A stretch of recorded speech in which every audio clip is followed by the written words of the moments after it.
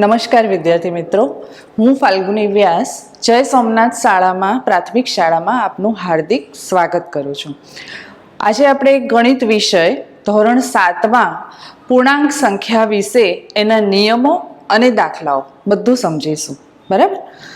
સૌથી પહેલાં તમે ધોરણ 6માં પૂર્ણાંક સંખ્યાઓ વિશે થોડું ઘણું ભણી ગયા છો કે પૂર્ણાંક સંખ્યા કોને કહેવાય. હવે આગળ આપણે પૂર્ણ સંખ્યાઓ, પૂર્ણાંક સંખ્યાઓ વિશે વિસ્તૃતમાં જોઈશું. બરાબર. સૌથી પહેલાં હવે ગણિતમાં આપણે ગણતરી માટે સંખ્યાઓ સિવાય ચાલે જ નહીં. એટલે ગણિત વિષય માટે સંખ્યાઓ એ બેઝિક જરૂરિયાત છે આપણી. તો સૌથી પહેલાં ગણતરીની સંખ્યાઓ એટલે કે પ્રાકૃતિક સંખ્યાઓ. પ્રાકૃતિક સંખ્યાઓ શરૂ થાય 1, 2, 3, 4. એટલે સૌથી નાની પ્રાકૃતિક સંખ્યા આવે 1. બરાબર. હવે આ સંખ્યાઓ તો 9 સુધી જ આવે. હવે આગળ શું? પછી એની માટે આપણે આભાર માનવો પડે આપણા ભારતીય મહાન ગણિતશાસ્ત્રી, ભૌગોલિક શાસ્ત્રી આર્યભટ્ટજીનો. હવે એમની શૂન્યની શોધના લીધે આ સંખ્યાઓ આગળ ગણતરીમાં લેવાય છે. હવે એના પછી આવે છે પૂર્ણ સંખ્યાઓ. પૂર્ણ સંખ્યામાં શૂન્યનો સમાવેશ થાય છે. શૂન્ય અને પ્રાકૃતિક સંખ્યાઓ ભેગી મળીને પૂર્ણ સંખ્યા બને. આનો અર્થ સૌથી નાની પૂર્ણ સંખ્યા આવે 0 અને સૌથી મોટી પૂર્ણ સંખ્યા ન મળે, કારણ કે અસંખ્ય છે. પૂર્ણ સંખ્યાઓ અસંખ્ય છે. 100, 1000, 10,000, લાખ, ખર્વ, નિખર્વ. બરાબર. હવે આ પ્રમાણે એના પછી આવે છે પૂર્ણાંક સંખ્યાઓ. પૂર્ણાંક સંખ્યાઓ કોને કહીશું? તો જે સંખ્યાઓમાં ઋણ પૂર્ણાંક, શૂન્ય અને ધન પૂર્ણાંક ત્રણેય સંખ્યાઓનો સમાવેશ થતો હોય એ સંખ્યાઓને કહેવાય પૂર્ણાંક સંખ્યાઓ. ફરી ધ્યાનથી સાંભળો. આના માટે આના આગળના જો બે તમને આવડી ગયા છે, એનો અર્થ કે પ્રાકૃતિક સંખ્યાઓ, શૂન્ય અને ઋણ પૂર્ણાંક ત્રણેય ભેગા મળીને બને છે પૂર્ણાંક સંખ્યાઓ. પૂર્ણાંક સંખ્યામાં શૂન્ય એ ધન પૂર્ણાંક કરતાં નાની સંખ્યા આવે. શૂન્ય એ બધા જ ધન પૂર્ણાંક કરતાં નાની સંખ્યા છે, જ્યારે ઋણ પૂર્ણાંક કરતાં મોટી સંખ્યા છે.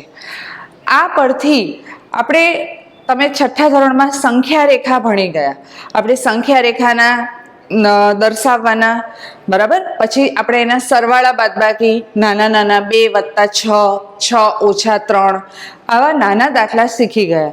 તો હવે આ સંખ્યાઓ પછી આપણે સમજીશું સંખ્યા રેખા. સંખ્યા રેખા એટલે શું? સંખ્યાઓનું રેખા પર નિરૂપણ. એક રેખા પર તમે જે સંખ્યાઓનું નિરૂપણ કરો છો, ગોઠવો છો, દર્શાવો છો, એને કહેવાય સંખ્યા રેખા નિરૂપણ. બરાબર. એમાં સૌથી પહેલાં તમને સમજાવું તો આપણે વચ્ચે શૂન્ય લખીશું. વચ્ચે શૂન્ય લખીએ છીએ. શૂન્યની જમણી બાજુ આવે ધન પૂર્ણાંકો. આ ખાસ યાદ રાખવાનું. શૂન્યની જમણી બાજુ આવે ધન પૂર્ણાંકો અને શૂન્યની ડાબી બાજુ આવે એ ઋણ પૂર્ણાંકો હોય. હવે લખશો કેવી રીતે? શૂન્યની જમણી બાજુ તરત 1 લખવાનો અને શૂન્યની ડાબી બાજુ -1 લખવાનો. અહીંથી તમારે શરૂ નથી કરવાનું.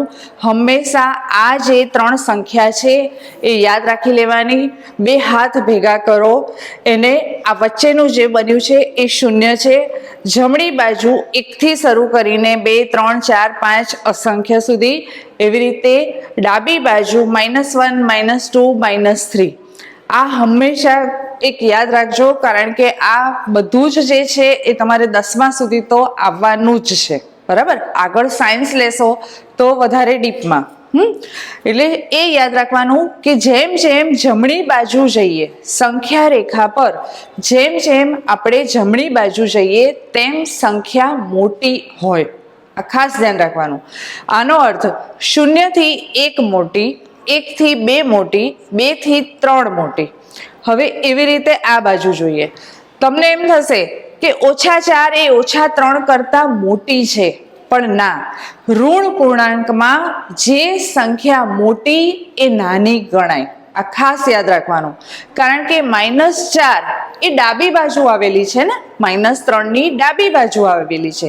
તો જેમ જમણી બાજુ જઈએ એમ મોટી સંખ્યા હોય. એટલે આનો અર્થ -4 એ -3 કરતા નાની છે. -3 એ મોટી સંખ્યા છે કારણ કે જમણી બાજુ છે. આવી રીતે -2 એ -3 કરતા મોટી સંખ્યા છે. બરાબર. જેમ જેમ જમણી બાજુ જાઓ તેમ મોટી સંખ્યા આવે, અને જેમ જેમ ડાબી બાજુ જાઓ એમ સંખ્યા નાની આવે. આના પરથી તમને ચડતા ઉતરતા ક્રમમાં પણ ગોઠવતા આવડી જાય. ધારો કે કોઈ પણ સંખ્યા 5 આપી હોય, બરાબર, તો તમારે સૌથી પહેલા વિચારવાનું કે આ 3 વસ્તુ ખાસ યાદ રાખવાની કે -1, 0 અને 1. આ 3 વસ્તુ યાદ હોય પછી તમને ખબર પડી જશે કે 1 ની જમણી બાજુ 2, 3, 4, 5, 15, 20, 25. એવી રીતે -1 ની ડાબી બાજુ આવશે, -2, -3 હોય, 13 હોય, 23 હોય. બરાબર. એટલે જ્યારે તમને ચડતા ક્રમમાં ગોઠવવાનું કે તો તમારે યાદ રાખવાનું, આપણે સીડી ચડીએ ત્યારે સૌથી પહેલા પહેલું પગથિયું આવે, પછી બીજું આવે, પછી ત્રીજું આવે. એટલે ચડતા ક્રમમાં સૌથી પહેલા નાની સંખ્યા આવે. એટલે કેવી રીતે ગોઠવશો? ધારો કે 2 ઋણ પૂર્ણાંક આપ્યા છે, 0 અને 2 ધન પૂર્ણાંક. તો ચડતા ક્રમમાં સૌથી પહેલા ઋણ પૂર્ણાંક જે આ બાજુ હોય એ પહેલા લખવાનો, પછી બીજો ઋણ પૂર્ણાંક, પછી 0. એટલે ધીમે ધીમે જમણી બાજુ આવતું જવાનું. આવી રીતે ઉતરતા ક્રમમાં સૌથી પહેલા મોટી સંખ્યા આવે. એટલે મોટી સંખ્યા એટલે સંખ્યા રેખા પર જમણી બાજુ જે સંખ્યા હોય એ પહેલા લખવાની, અને ધીમે ધીમે ડાબી બાજુ જવાનું. એટલે સંખ્યા રેખા જો પાક્કી આવડે તો ચડતા ક્રમમાં ઉતરતા ક્રમમાં પણ સાથે સાથે ચોક્કસ આવડી જાય. બરાબર. હવે આ થયું આપણે સંખ્યા રેખાનું નિરૂપણ, અને સંખ્યાઓ કેટલા પ્રકારની છે. પ્રાકૃતિક સંખ્યાઓ, પૂર્ણ સંખ્યાઓ અને પૂર્ણાંક સંખ્યાઓ. બરાબર. હવે આપણે જે નવું શીખવાનું છે 7મા ધોરણમાં એ પૂર્ણાંક સંખ્યાથી શરૂ થયું છે. હવે એની માટે અમુક નિયમો છે. સરવાળાના નિયમો છે અને ગુણાકારના પણ નિયમો છે. આ શીખવું ખાસ જરૂરી છે, કારણ કે 10મા સુધી જો આ નિયમો પાક્કા આવડતા હશે તો ગણિત એક જ વિષય એવો છે કે જેમાં તમે ધારો એટલા માર્ક લાવી શકો, અને ગણિતના માર્કના લીધે તમારી ટકાવારી પણ વધી જાય. બરાબર. સ્કોરિંગ સબ્જેક્ટ કહીએ છીએ આપણે ગણિતને. જો આ નિયમો આ વર્ષમાં પાક્કા શીખી જશો તો આગળ 8, 9, 10 અવયવો પાડતા એકદમ સરળ આવડશે. બરાબર. હવે સરવાળાના નિયમો છે. સરવાળાના નિયમોમાં એક વસ્તુ ખાસ યાદ રાખવાની કે સ. આનો અર્થ જ્યારે 2 સંખ્યાઓની નિશાની સરખી હોય ત્યારે હંમેશા સરવાળો થાય. સરખી નિશાની સરવાળો. બરાબર. એ વસ્તુ ખાસ યાદ રાખજો. અને નિશાની કઈ લખશો? ધારો કે તમને ખબર છે 5 + 3 8 થાય. બરાબર. હવે એવી રીતે -5 + -3. હવે આપણે ઋણ પૂર્ણાંક વિશે ભણીએ છીએ. 5 + 3 8 થાય, તમે શીખી જ ગયા છો નાના ધોરણમાં. પણ માઇનસમાં શું કરવાનું? તો સ યાદ રાખવાનું કે જો બંને સંખ્યાની નિશાની સરખી છે તો કરવાનો મારે સરવાળો. આનો અર્થ -5 + -3 એટલે 8 તમે લખશો. નિશાની કઈ મૂકવાની એ ખાસ ધ્યાન રાખજો. હંમેશા એક જ લીટી યાદ રાખો કે મોટી સંખ્યાની નિશાની મૂકવાની.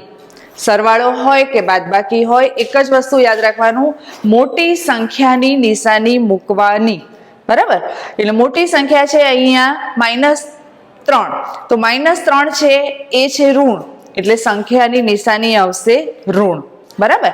અથવા જ્યારે પણ સરવાળો કરવાનો હોય, સરખી નિશાની હોય તો જે ચિહ્ન હોય એ ચિહ્ન મૂકવાનું. 5 + 3 આપણે 8 ની આગળ પ્લસ નથી લખતા, કારણ કે અહીંયા પણ આપણે 5 ની આગળ પ્લસ નથી લખ્યું, કારણ કે ઘણીવાર આપણે પ્લસનો ઉલ્લેખ નથી કરતા. બરાબર. પણ અહીંયા -5 + -3 એટલે માઇનસની નિશાની ચોક્કસ લખવાની, અને બને તો કૌંસમાં લખવાની, જેથી ભૂલ ના પડે. બરાબર. હવે બીજો નિયમ કે જુદી નિશાની હોય તો ધારો કે એક સંખ્યા પ્લસ હોય ને એક સંખ્યા માઇનસ હોય તો શું કરવાનું? તો જ્યારે પણ જુદી નિશાની હોય તો હંમેશા બાદબાકી કરવાની. સૌથી પહેલા મોટી સંખ્યામાંથી નાની બાદ કરી દો. બરાબર, એક વસ્તુ યાદ રાખવાની કે જુદી નિશાની હોય તો બાદબાકી કરવાની, મોટી સંખ્યામાંથી નાની સંખ્યા બાદ કરી દેવાની. 5 + 3 બરાબર 2. બરાબર, આ તો તમે શીખી જ ગયા છો. હવે આપણે અહીંયા 2 ની આગળ મોટી સંખ્યા છે 5, અહીંયા આપણે પ્લસ નથી લખતા. જનરલી આપણે વત્તાની નિશાની લખતા નથી, સમજી જઈએ કે પ્લસ જ છે. એવી રીતે આપણે 2 ની આગળ પણ અહીંયા પ્લસનો ઉલ્લેખ કરતા નથી. પણ જ્યારે માઇનસ નિશાની હોય એટલે કે ઋણ નિશાની હોય ત્યારે એ દર્શાવવું જરૂરી જ છે.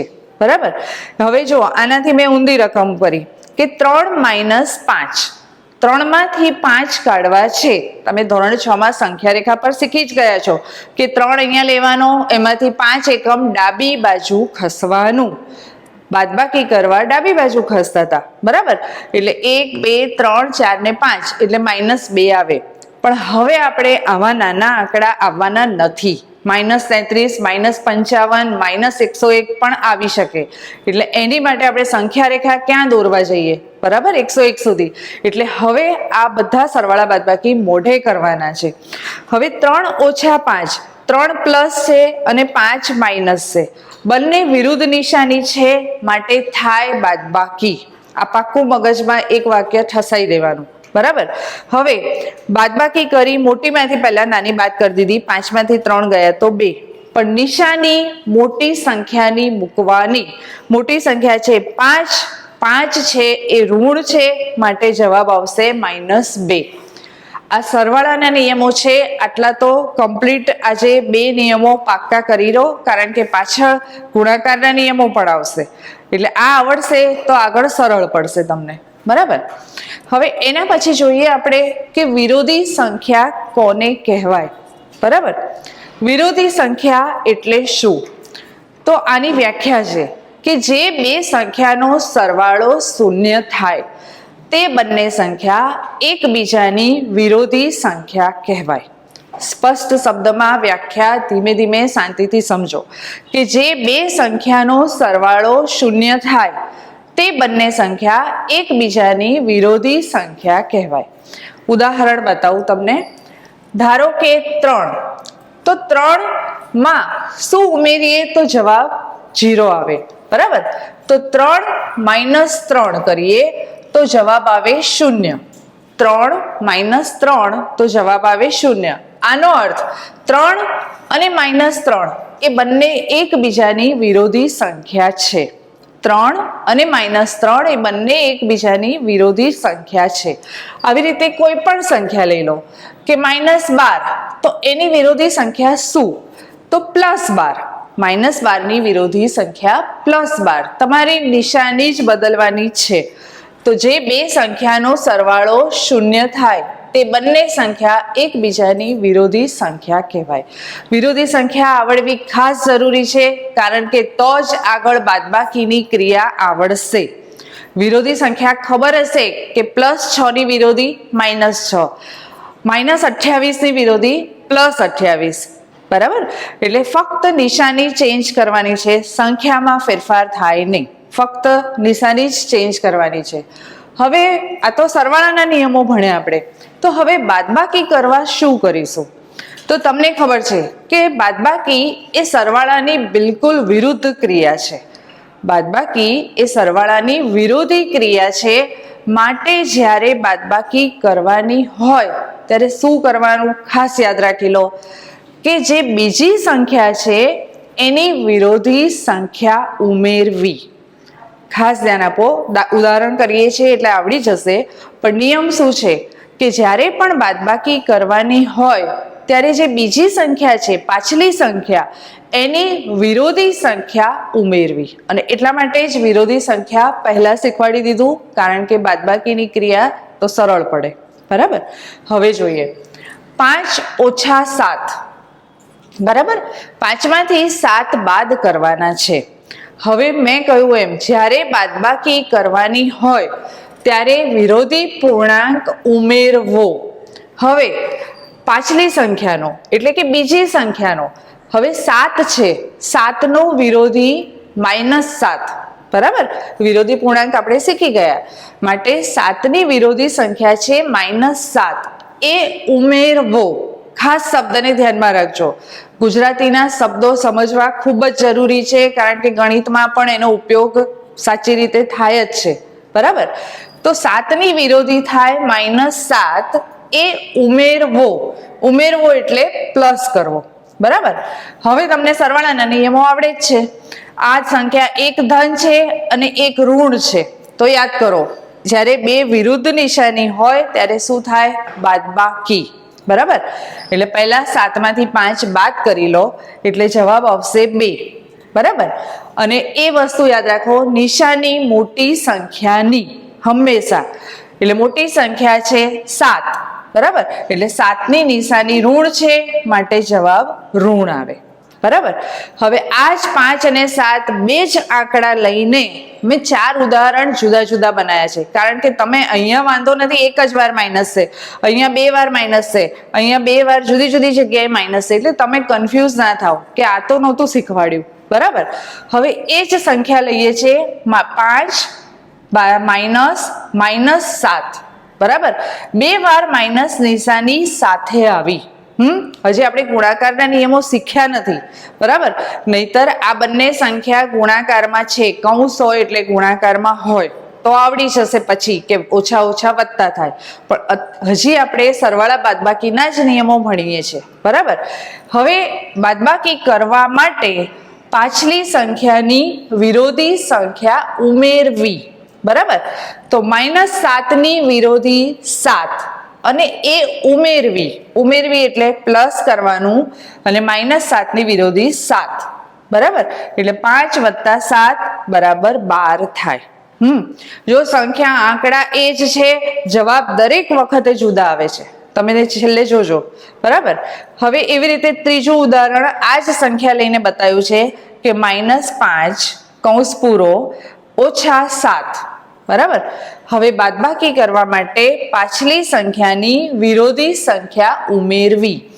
7 છે, 7ની વિરોધી -7, એ ઉમેરવી. ઉમેરવી એટલે પ્લસ કરવાનું, બરાબર. -5 + -7, બરાબર. હવે યાદ કરો સરવાળાના નિયમો. સરખી નિશાની સરવાળો, એટલે આનો અર્થ 7 અને 5 બાર લખી દેવાના, બરાબર. 7 અને 5, સોરી આનો જવાબ જ નથી લખ્યો, બરાબર. 7 અને 5 બાર લખી દેવાના, પણ નિશાની મોટી સંખ્યાની એટલે કે ઋણ. આનો અર્થ જવાબ આવશે -12, બરાબર. હવે આ જ સંખ્યા છે, પણ નિશાની બદલાય છે, -5 - -7, બરાબર. હવે બાદબાકી કરવા માટે પાછલી સંખ્યાની વિરોધી સંખ્યા ઉમેરવી. -7ની વિરોધી છે 7 અને ઉમેરવી એટલે પ્લસ, બરાબર. એટલે થશે -5 + 7. હવે યાદ કરો સરવાળાના નિયમો. એક ઋણ છે અને એક ધન છે, વિરુદ્ધ નિશાની એટલે બાદબાકી થાય. મોટામાંથી પહેલા નાનું બાદ કરી લો, 7માંથી 5, અને નિશાની મોટી સંખ્યાની એટલે 7 છે, એ ધન છે, એટલે જવાબ +2 આવે. બે જ આંકડા છે 5 અને 7, પણ દરેક વખતે જવાબ જુદો આવે છે. -2 આવે, 12 પણ આવે, -12 પણ આવે અને 2 પણ આવે, બરાબર. એટલે આ થયા સરવાળા બાદબાકીના નિયમો. હવે તમને ખબર છે કે જે સંખ્યા, તટસ્થ સંખ્યા એટલે શું? જે સંખ્યા ઉમેરવાથી કે બાદ કરવાથી જવાબમાં કોઈ પણ ફેર ન પડે એને કહેવાય તટસ્થ સંખ્યા. એટલે સરવાળાનો તટસ્થ ઘટક છે 0. 12 + 0 કરો તો 12 આવે, -5 + 0 કરો તો -5 આવે. આનો અર્થ જે સંખ્યાને ઉમેરવાથી કે બાદ કરવાથી ફેર પડતો નથી એ સંખ્યાને કહેવાય તટસ્થ ઘટક. આવી રીતે ગુણાકારનો તટસ્થ ઘટક છે 1. કારણ કે 3 ગુણ્યા 1 કરો જવાબ 3 આવે, 370 ગુણ્યા 1 કરો તો પણ જવાબ 370 જ આવે, બરાબર. એટલે 1 એ એવો ઘટક છે કે જે ગુણાકારમાં ઉમેરવાથી કે બાદ ગુણાકાર કરવાથી જવાબમાં ફેર પડતો નથી, બરાબર. એટલે આ આપણે નિયમો શીખ્યા. આના પરથી હવે આ નિયમો પરથી આગળના પ્રકરણના આપણે દાખલા શીખીશું. નમસ્તે વિદ્યાર્થી મિત્રો, હવે આપણે જે સરવાળા બાદબાકીના નિયમો ભણ્યા એના પરથી આપણે દાખલો સમજીએ, બરાબર. પૂર્ણાંક સંખ્યા પરનો દાખલો છે. સોમવારે શ્રીનગરનું તાપમાન -5 ડિગ્રી હતું, બરાબર. મંગળવારે 2 ડિગ્રી ઓછું થયું. હવે તમે 6થા ધોરણમાં ભણી ગયા, જ્યારે પણ વધારો આવે ત્યારે આપણે પ્લસ કરતા હતા અને ઘટે કોઈ પણ વાતાવરણનું તાપમાન ઘટે ત્યારે આપણે માઇનસ કરતા હતા. ધારો કે બેંકમાં રૂપિયા જમા કર્યા તો પ્લસ કરતા હતા, બેંકમાંથી ઉપાડ્યા તો માઇનસ કરતા હતા, બરાબર. એટલે જ્યારે પણ તાપમાન ઘટે ત્યારે એ માઇનસ થશે. હવે તો મંગળવારે કેટલું તાપમાન હશે અને બુધવારે જો 4 ડિગ્રી વધી ગયું, એટલે એનો અર્થ કે મંગળવારે જે હતું એના કરતાં બુધવારે 4 ડિગ્રી વધી ગયું તો કેટલું થાય, બરાબર. સૌથી પહેલા લખીશું કે સોમવારે જે તાપમાન હતું એ -5 ડિગ્રી સેલ્સિયસ. સેલ્સિયસ અને ફેરનહીટ તાપમાનના એકમો છે, બરાબર. આપણે સેલ્સિયસ વાપરીએ છીએ. મંગળવારે 2 ડિગ્રી ઘટી ગયું. મંગળવારે 2 ડિગ્રી ઘટ્યું, આનો અર્થ -2 ડિગ્રી સેલ્સિયસ. એટલે જ્યારે પણ તાપમાન ઘટે ત્યારે આપણે એને માઇનસ તરીકે લઈએ છીએ. માટે મંગળવારનું તાપમાન કેટલું થયું? તો જે હતું સોમવારે -5 એમાં ઉમેરવાના -2, બરાબર. હવે સરવાળા બાદબાકીના નિયમો સરખી નિશાની સરવાળો, એટલે સરવાળો થશે 5 અને 2 7 અને નિશાની મોટી સંખ્યાની, મોટી સંખ્યા 5 એ ઋણ છે માટે જવાબ આવશે -7 ડિગ્રી સેલ્સિયસ. હવે બુધવારે 4 ડિગ્રી સેલ્સિયસ વધી ગયું, એટલે મંગળવારે જે હતું એના કરતાં બુધવારે તાપમાન 4 ડિગ્રી વધ્યું માટે મંગળવારનું લખીશું. એટલે બુધવારનું તાપમાન કેટલું થયું? તો જે મંગળવારનું હતું એ લખીશું +4, કારણ કે વધ્યું છે. જ્યારે વધારો હોય ત્યારે પ્લસ કરવાનું, એટલે 4. તો બંને વિરુદ્ધ નિશાની છે, વિરુદ્ધ નિશાની હોય તો બાદબાકી થાય, બરાબર. એટલે 1 પ્લસ અને 1 જ્યારે માઇનસ હોય ત્યારે પહેલા મોટી સંખ્યામાંથી નાની બાદ કરી દેવાની. 7 માંથી 4 જાય એટલે 3 અને મોટી સંખ્યાની નિશાની મૂકવાની, એટલે થાય -3 ડિગ્રી સેલ્સિયસ, બરાબર. એટલે આવી રીતે જે તાપમાનમાં વધારો ને ઘટાડો છે એમાં પણ ગાણિતિક ક્રિયા મુજબ જવાબ આવી શકે, બરાબર. હવે આપણે બીજો એક સમજીએ કે A-(-B) બરાબર A+B ચકાસો. આનો અર્થ શું ખબર છે? બરાબરની નિશાની એટલે કે વચ્ચે સંતુલિત નિશાની છે સમીકરણની વચ્ચે. આનો અર્થ છે ડાબી બાજુ અને જમણી બાજુ જે પણ તમે સંખ્યા મૂકો તો બંનેના જવાબ સરખા આવે છે.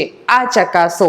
ચકાસો એટલે સાબિત કરો કે ડાબી બાજુ જે પણ તમે ક્રિયા કરશો અને જમણી બાજુ જે ક્રિયા કરશો બંનેનો જવાબ સરખો આવે છે, બરાબર. આને = કહીએ છીએ આપણે, બરાબરની નિશાની.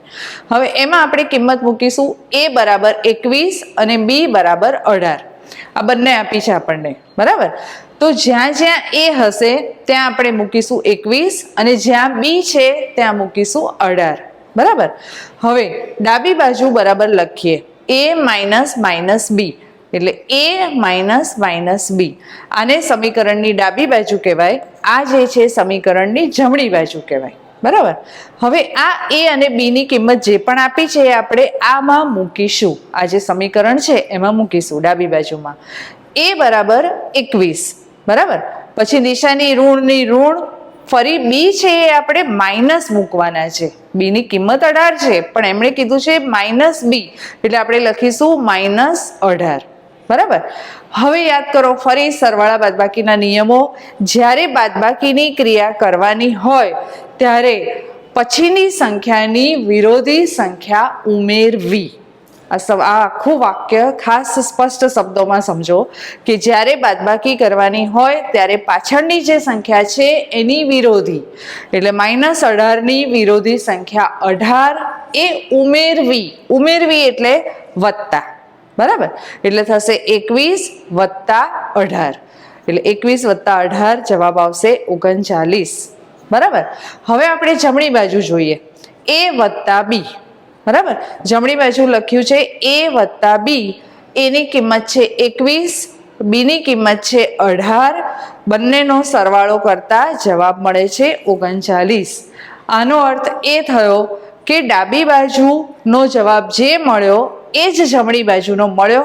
માટે આપણે એવું પૂછ્યું છે કે ચકાસો, તો આપણે સાબિત કર્યું કે ડાબી બાજુ બરાબર જમણી બાજુ સાબિત થાય છે, બરાબર.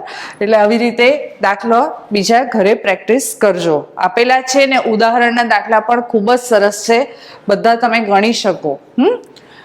હવે એક બીજો દાખલો જોઈએ કે ક્વિઝના 3 ક્રમિક રાઉન્ડ પછી ક્વિઝ રમાઈ છે, જેમાં 3 સળંગ જે રાઉન્ડ થયા એમાં ટીમ એ ના ગુણ છે -40, 10 અને 0, જ્યારે ટીમ બી ના ગુણ છે 10, 0 અને -40.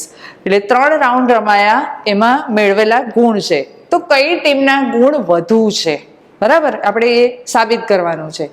હવે ટીમ એના ગુણ છે એનો આપણે કરીશું સરવાળો, ત્રણેય રાઉન્ડમાં જે ગુણ મેળવ્યા એનો કરીશું સરવાળો.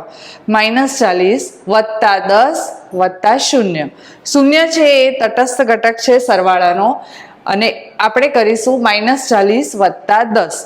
વિરુદ્ધ નિશાની છે માટે બાદબાકી થશે, મોટીમાંથી નાની બાદ કરો, 40 માંથી 10 જાય એટલે જવાબ આવે 30, અને નિશાની મોટી સંખ્યાની એટલે આવશે -30, બરાબર. હવે ટીમ બી ના ગુણ, ટીમ બી ના જે પણ ગુણ આપ્યા છે 10, 0 અને -40, એ ત્રણેયનો આપણે સરવાળો કરીશું. તો 10, 0 અને -40 એટલે 0 છે, 10 વત્તા -40, ફરી બંને વિરુદ્ધ નિશાની છે, ફરી બાદબાકી થશે અને મોટી સંખ્યાની નિશાની આવશે એટલે જવાબ આવશે -30. હવે બંને ટીમના ગુણ સરખા છે. કઈ ટીમે વધુ મેળવ્યા છે? તો ના, બંને ટીમના ગુણ સરખા છે.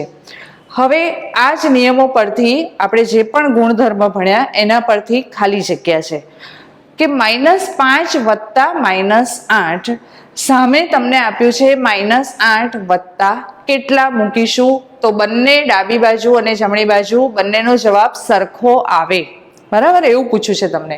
તો -8 તો આપેલા જ છે, તો જે નથી આપ્યું આપણે એ મૂકી દઈએ તો બંને ડાબી બાજુ અને જમણી બાજુ બંનેનો જવાબ સરખો મળે, વચ્ચે બરાબરની નિશાની છે. એટલા માટે આપણે અહીંયા મૂકીશું -5.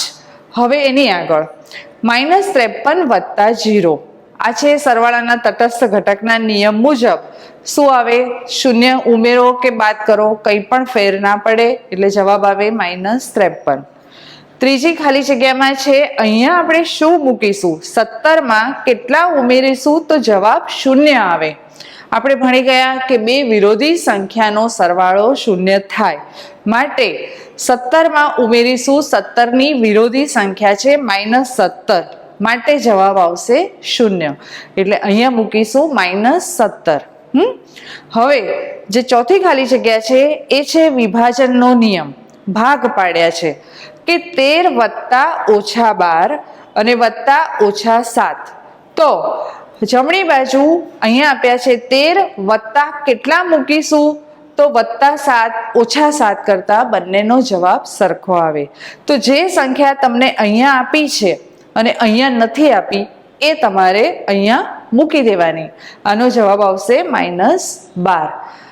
આ રીતે જે પણ તમે સરવાળા બાદબાકીના નિયમો ભણ્યા એના પરથી જ બધા દાખલા છે. વિમાન ઉપર જાય છે તો પ્લસ કરવાનું, સબમરીન નીચે હોય પાણીની અંદર એટલે માઇનસ કરવાનું, જો બેંકમાં જમા કરાવે છે રકમ તો એ રકમ પ્લસ કરવાની, જ્યારે ઉપાડે છે ત્યારે માઇનસ કરવાનું. એટલે વ્યવહારિક જીવનમાં ગણિતનું કેટલું મહત્વ છે એ આપણને આ ચેપ્ટર શીખવાડે છે. જ્યારે પણ તમારે વધઘટ, લેવા દેવાની વાત, ચડવા ઉતરવાની વાત આવે ત્યારે પણ ગણિત ઉપયોગી થાય જ છે. હવે અત્યારે આપણે આ જે દાખલા જોયા એ સરવાળા બાદબાકીના નિયમ પરથી હતા. હવે આગળ આપણે ગુણાકારના નિયમો જોઈશું અને ગુણાકાર ભાગાકારના દાખલા જોઈશું. એ આપણે વિભાગ 2 આનો આગળનો જે વિડીયો આવશે એમાં જોઈશું. બરાબર? નમસ્કાર.